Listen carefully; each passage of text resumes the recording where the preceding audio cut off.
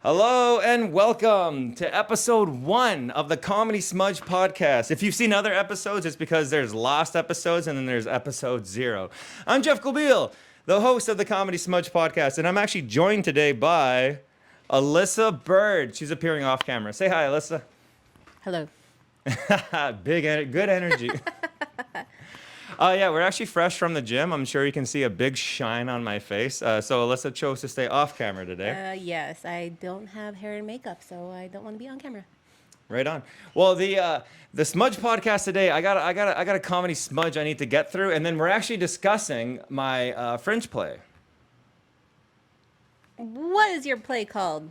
My play is called The Crown Witness is a stand-up comedian, and there's a question mark at the end. What is your play about?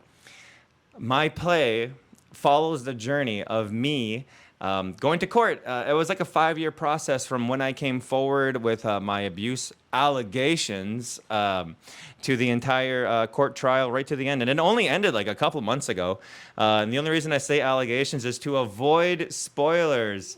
But it is funny writing a show that it can be spoiled with a Google search. So obviously the big revelation at the end of the play isn't the emotional peak. It's not even really a secret. I talk about it in my stand-up a lot. But speaking of stand-up, before I get too far, I do have a comedy smudge that I got to get through, man. I had a bad crowd interaction last night. I had an audience member come up to me last night. I did this joke about tornadoes. If you don't live in Winnipeg, about a month ago, we had a very bad storm, and a lot of people got anywhere from 26 tornado warnings to myself. I got like 88 tornado warnings. That is not an exaggeration. Someone had their hand on the button. You know that meme with the lizard, and it's like dopey, and he keeps hitting the button, and like one eye's looking that way. It's like, bah, bah. It was that for tornado warnings. So anyways, the joke around it is, who do you think texts you more? Winnipeg when there's a tornado or an ex who wants you back. And the whole joke is that like Winnipeg actually texts you more because we had a tornado touch down last week and no one got a tornado warning. We're like, how can you give us 88 warnings for something that didn't happen and no warnings for a legit tornado that did property damage and damages to houses? Literally, some guy's garage is like off its keister. And no one got a warning. I'm like, and that's a jealous ex being like, well, you got mad last time I texted you. And that's the joke. Some guy in the audience comes up to me. He's like, hey, I didn't like your tornado joke. And I was like, that's fair. Are you from out of town? And he was like, no, the idea that your ex-girlfriend is getting sucked up by a tornado, I don't like that. And I was like, oh, my God. You didn't get the joke at all. And he was like, oh, I didn't say that then, but in my head, I'm like, you didn't get the joke at all. So I guess he can tell by like me staring at him and questioning, do I even engage with this guy? He just kept pushing. He's like, you know what I would have said? I would have been like, I would have taken that. And he just kind of stared at me, waiting for me to finish his sentence. And I was like, oh my, dude, no. Wow. For the longest time, and me and Alyssa actually figured this out today. I've been saying, fuck audiences. If they don't get it, fuck them. I don't think it's fuck audiences. I think it's fuck stupid audiences. That's what I've been feeling since the very beginning of starting stand-up. I write a lot of jokes. I like meat on the bone. I like substance, whatever. I like when there's extra beyond the obvious joke. I love layers. And to just think of an audience member who doesn't get it. One of the biggest compliments / insults / I guess positive feedback. A guy came up to me one time. He's like, dude, you're absolutely hilarious. Too bad the audience didn't get it. And I was like, thank you, because I felt seen. Yes, I try writing at a bigger level than what's obvious. And then afterwards, I was like, dude, that is the biggest insult. The audience didn't get it. I'm not doing my job as a comic if audiences aren't laughing. So anyways, it was a little bit of a throwback to that. Quick comedy smudge. I am dropping this guy's dumb feedback of my tornado joke and consider myself comedy smudge. Now into the Fringe. Alyssa, yeah, we have planned some questions ahead of time here to give a little bit of behind the scenes. And I got point answers to my thingies, but I am going to riff a bit. My camera does turn off at the half-hour mark, so that's our limit. And here we go. We got some questions. Well, you initially said that your play is about some heavy stuff. Court trial, all that goddamn good stuff. First question up, what about comedy? How does that impact your Fringe play? How does comedy impact my Fringe play? Good question. Well, the play is about, so the trial follows me charging my childhood sexual abuser. I am the crown witness in a child sexual abuse case. My abuse happened from ages 3 to 7.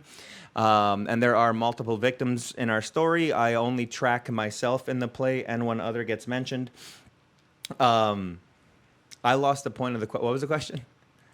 This is your prepared question. It just says, what about comedy? Oh, yes. What about comedy? Yeah. So, anyways, in my life, I have learned to use comedy very much as not only a way of processing, but as a way of shielding and protecting myself.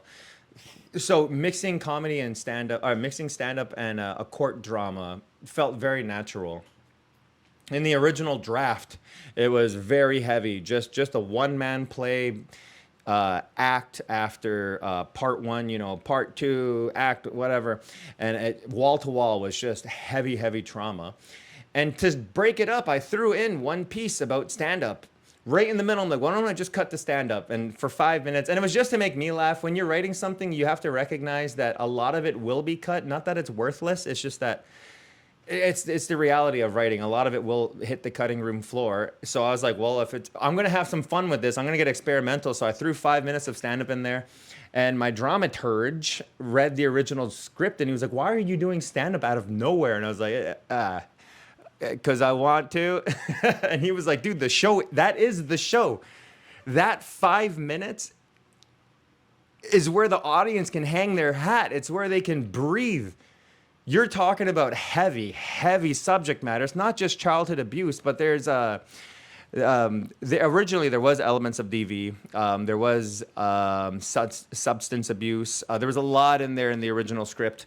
And he's like, dude, focus just on the child abuse. Focus on your trial and do stand-up. And I was like, oh my God, that really informed it. So what about stand-up? More so about comedy. I guess more so to the point of the question. I got bitter one day and I wrote this piece about how much I hate comedy. You ever hear someone say like 90% of comedy is bad, 90% of stand-up comedy is bad? If you, in my mind, I'm like, if you agree with that, then you hate stand-up. And then I was like, that's not true. That's a little bit of a cop-out. You don't hate stand-up, you hate bad stand-up. It's like, you can't say you hate 90% of music, so therefore you hate music. But for me, no, I constantly get frustrated with stand-up as an industry. As a living entity, to put me on stage and tell jokes, dude, I'm doing that every day of the week. But to add in producing, to add in networking, to add in planning, right, everything else that goes into it, like, man, I'm like, dude, I think I just hate stand-up, to be honest. So I wrote this piece about it, and that other piece informed a lot of what I talk about in the play. A big thing that I take away from I was raised on TV. I had 2 very absentee parents. I was raised by TV. So I get a lot of wisdom and a lot of nuggets of knowledge from television. And one that I follow and that I've adapted to stand-up is The Wire. They talk a lot about how the game is the game. You can't change it. You can function differently, but you will most likely be punished for doing so.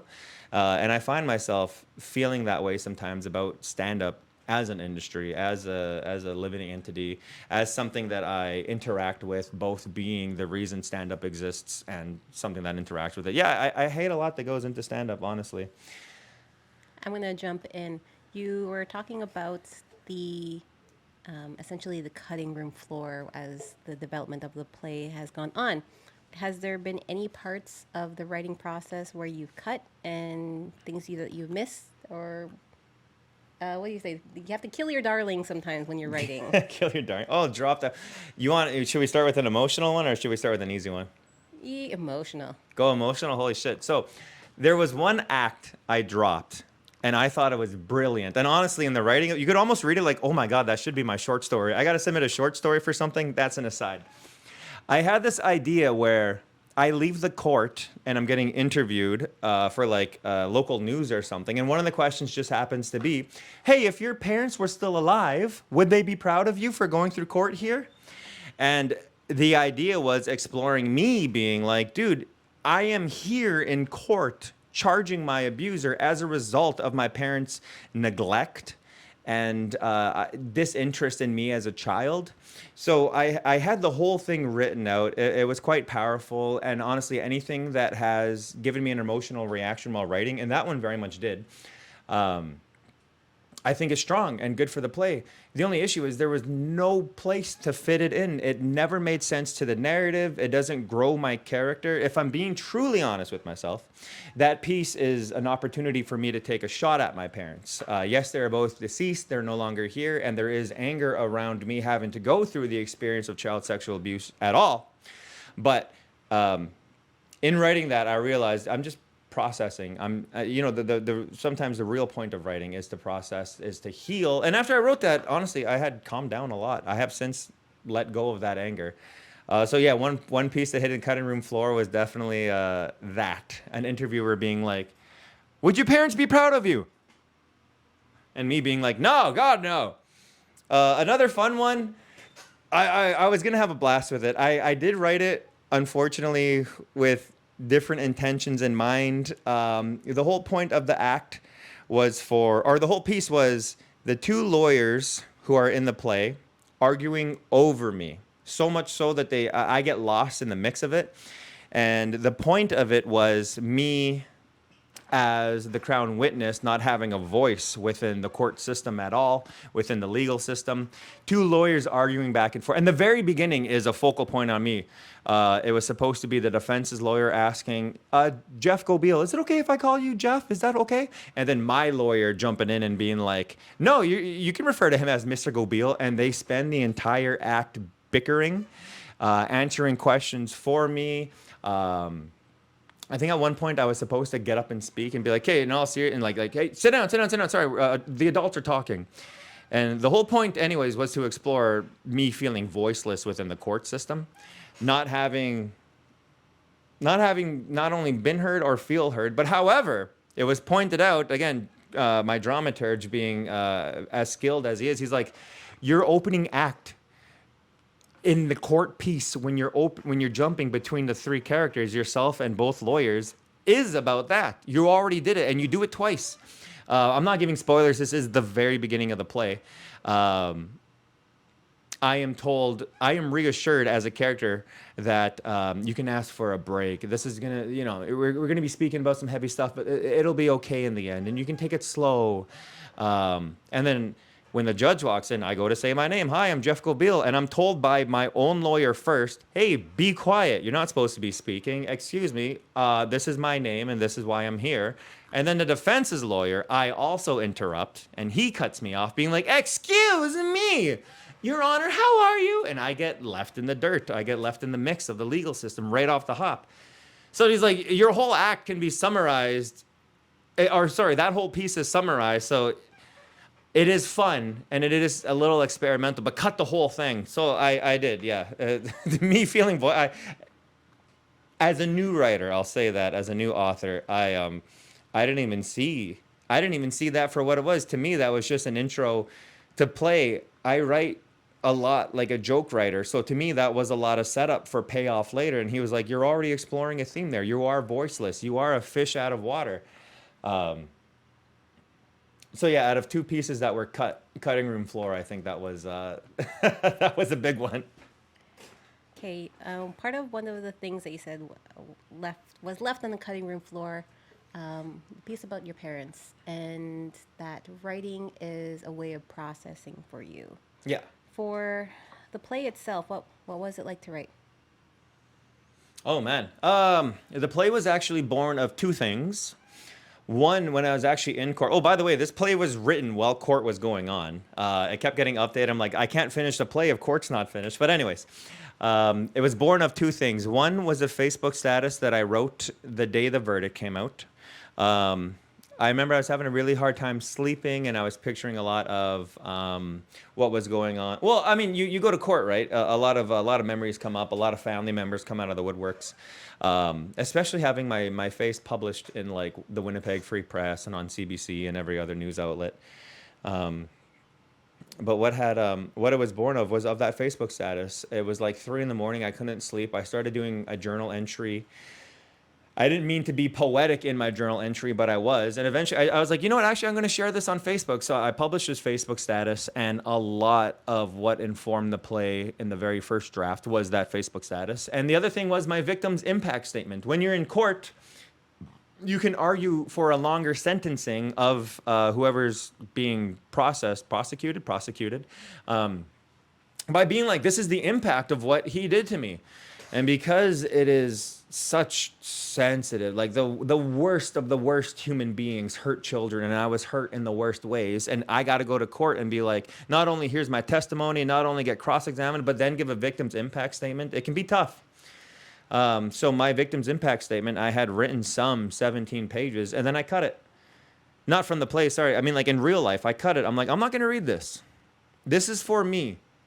My abuser is not going to get any satisfaction on knowing the impacts of what he did to me. So instead, I think I only read like a page and a half. I summarized. I almost did like a case summary. Like I am a social worker, and I basically did a case summary on myself. I left out all details, and I was like, as a result of Mr. Butler's abuse, I had, sleepless night terrors, this. I've been diagnosed with PTSD, GAD, GDD. I don't know if it's a result of that, but also ADHD, struggled in school, bullied, This whole, yeah, it was super condensed. But I had kept that original victim's impact statement, and that turned into a lot of the acts. So to the question, what was it like to write? When I first went to therapy, I was rushing a lot of the processes. A lot of what's on that, I don't know if you can see it. I don't think so. But there's a bookshelf sitting like right there. A lot of them are self-help books that I sat down and probably read in like under a month each kind of thing. Trying to rush the process of healing, not realizing that I might have actually messed myself up a little bit by doing that. But when you're writing the play that is born of a Facebook status, that is born of a victim's impact statement, that is very much journal work, that is very much giving of oneself in the biggest way possible, it felt right. It was like for the first time I am processing in life how you're supposed to process. It was a lot of grief work. To sum it up, it was a lot of grief work done through what effectively is journaling. Anything that gets cut from the play might as well be a journal entry. Maybe I'll do like a book release of like everything I did write and cut and all the extra stupid jokes, because there's a lot of jokes that were like, not only can you not say that, but it was very much like, it doesn't fit the play. Cut it. The amount of cutting. Here's to every bit I cut. What you got for me, Birdie? You made reference to him a few times now, but your dramaturgy director, Corey Wojcik. What was it like to work with him? Yeah, I was introduced to Corey as a result of the Keanan Festival, I think is what it was called. Am I saying that right? I think so, but I think even your introduction or awareness of him started even before that. No, what was that? Oh, to be fair, Corey hit up an open mic that I was doing sound at. Corey didn't like his one time trying stand up. I'm sorry, Corey. Do more. But no, I had actually met him there, and I remember he introduced himself like, this is what everyone needs. A white man talking, a middle-aged white man talking into a microphone. I'm like, dude, that's funny, that's self-aware, let's hear it. And then he didn't like the rest of his set. I remember enjoying it. But anyways, I submitted part of my play into the Keanan Festival. But when I was accepted, funny story, I submitted the wrong script to the Keanan Festival, and they took me in based on the wrong script. So we get there and we're like, oh, we have a gentleman doing stand-up. And I'm like, I'm not doing stand-up. I'm writing a play about my court. Anyways, they were like, we would love if you worked with this gentleman, Corey. And I was like, oh, man, he actually came recommended by my brother-in-law already. Not my brother-in-law, my stepbrother. My stepbrother already introduced us, my stepbrother, Matt. He read my Facebook status and was like, you should work with Corey and do a Fringe play. And then Keanan Festival was like, hey, you should work with Corey and do a Fringe play. And then Corey had already heard of me. Corey had already read the Facebook status. So it was a natural fit. But what was your question? What's it like working with him? Oh, man. It took a little bit to get into a groove. I am very good at collaborating. The one thing is artistic projects we're on the lead on. I am a terrible collaborator. Oh, man. Corey was coming in. cut that, cut that. I think this is the play. You want to hang your hat? Like he allowed me a lot of room to explore what I wanted to explore. And then when it came crunch time, he's like, hey, first draft is due this day. Also, I would cut that, and drop the judge as a character.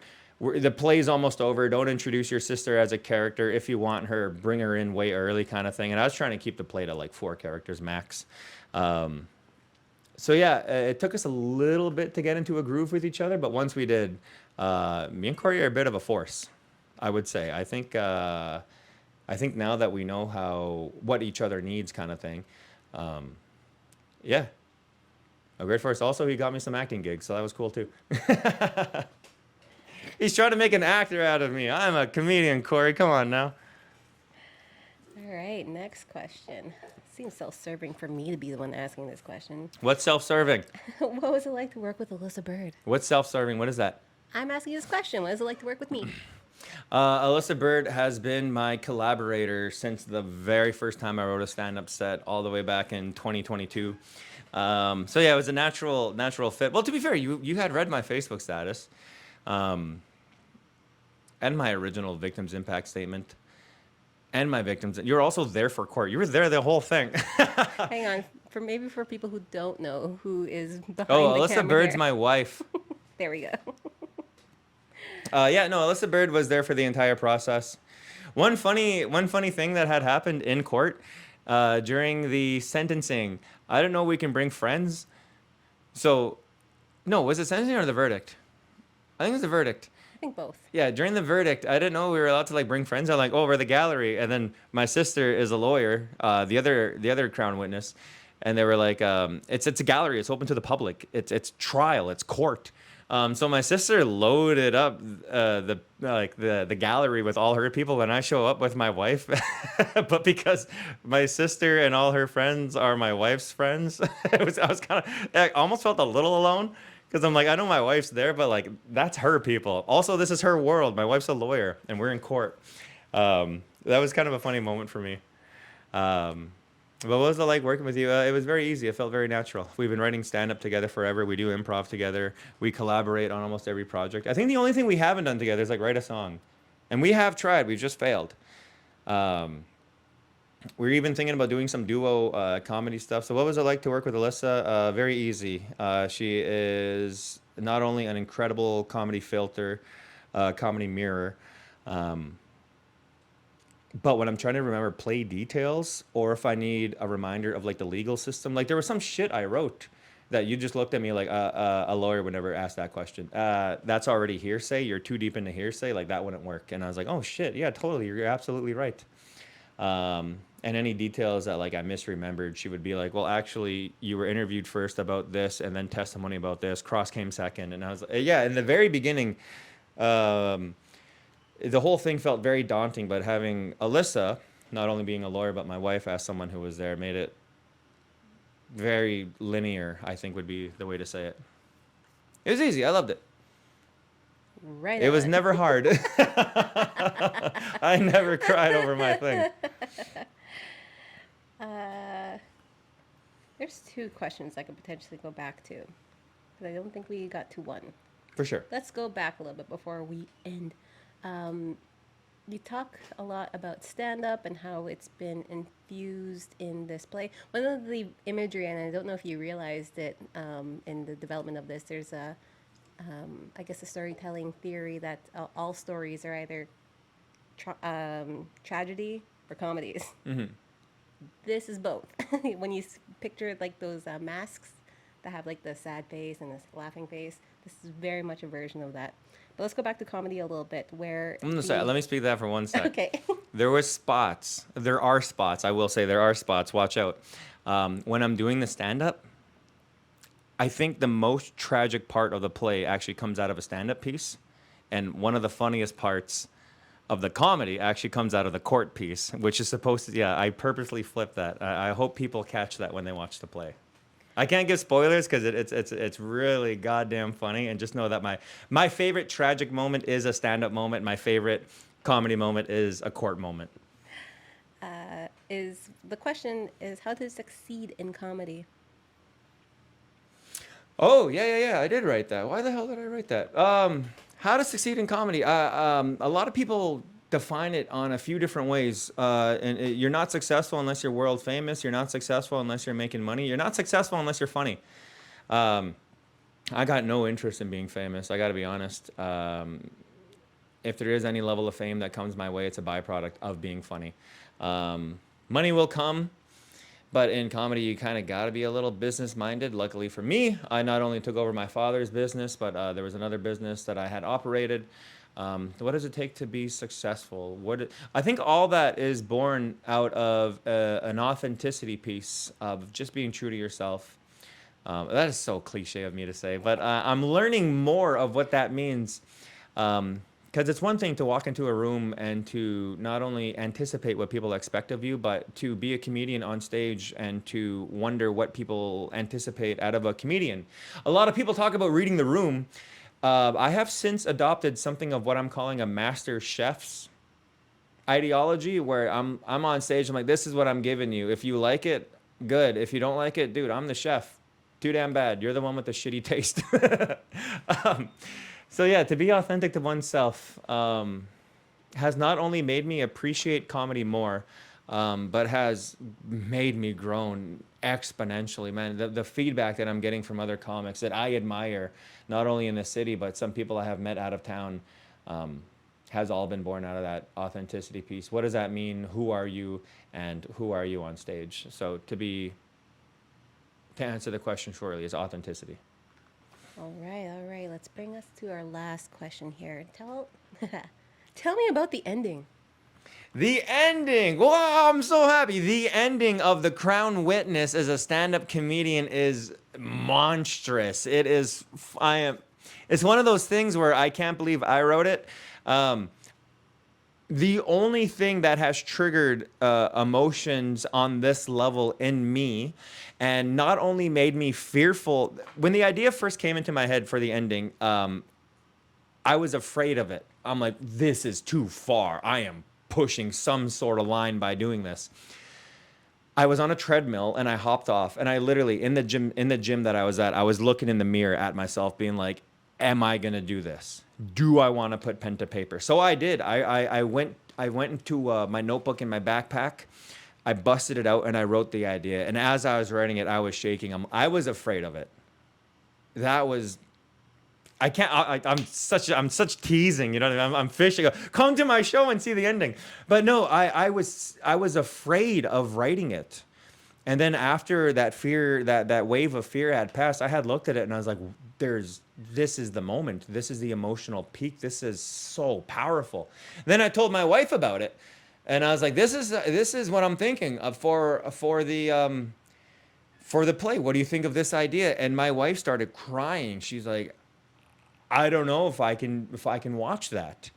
That is too much. And it's I will say, it is not trauma porn. It is not I'm not baiting. I am not betraying the audience's trust. Nothing like that. I just remember being in the car and you being in tears, like, I don't know. I'm afraid of that. So I bought it to Corey, and then Corey wasn't really seeing the idea, my dramaturg / director. So finally he's like, show me, do it. So I did, and he went, holy Christ. That's the ending. So technically it wasn't the ending, but it got moved to the ending. And yeah, I can't spoil the ending. Sorry. I wish I could even give you a little piece, but I can't.